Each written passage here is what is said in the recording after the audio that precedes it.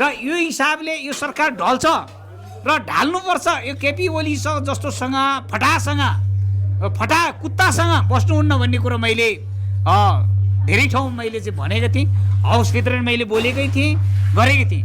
आज यो देशको क्षति सबभन्दा ठुलो क्षति कसले गर्दा भने जम्मा 4 जना मान्छेले गर्दा यो देशको क्षति भएको। एक नम्बरमा केपी ओली, 2 नम्बरमा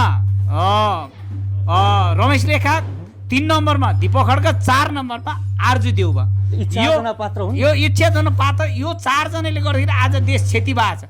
देश क्षति भएको नि होइन, यो के भने अब यस्तो नगर है भनेर भगवान्ले यो अब यस्तो गर्नु न मन्त्रीले चेता दाइ यो कुलमाललाई नहटाइदिनुस्।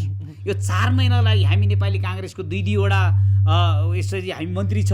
भोलि नेपाली काङ्ग्रेस पार्टी चाहिँ हाम्रो घर छ कुलमाललाई निकाल्दाखेरि उसले 46 दिनमा तपाईँको चाहिँ काठमाडौँ भ्याली चाहिँ 24 घण्टा बत्ती 18 घण्टा बत्तीको लोड सेडिङ हटाइदियो र पोखरामा चाहिँ त्यत्रो चाहिँ पोखरा बजार त्यत्रो चाहिँ 46 दिनमा हटाइदियो। यो मान्छेलाई हटाउँदाखेरि नेपाली काङ्ग्रेस जस्तो पार्टी घट्छ है, बोर्ड गर्छ, नहटाइदियोस्। मैले उहाँलाई हात जम्ले गरेकै, हात जोडेकै हो।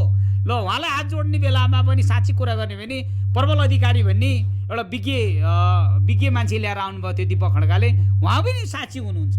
यति आरोप लगायो मलाई यो दीपक खड्का पनि, दीपक खड्का कुत्ता खड्काले यति नराम्रो मलाई त्यो बजार, म कतिखेर त्यो मन्त्रालयबाट निक्लिनलाई म तयारी भएर बसिरहेको थिएँ होइन। आज त देखि नि त्यसो घरमा बिजोग त भयो नि, हाम्रो घर त पैसा त भेटेन, हाम्रो घरमा डलर त भेटेन, डलर झऱ्यो। त्यो डलर के का लागि त्यसले डलर राख्यो भने त्यसले त्यो नेपाली पैसालाई डलरमा कन्भर्ट गरेर त्यसले बजार निकाल्नु खोज्यो त्यसले। अनि त्यो पुरै घर डलरले भरिएको थियो।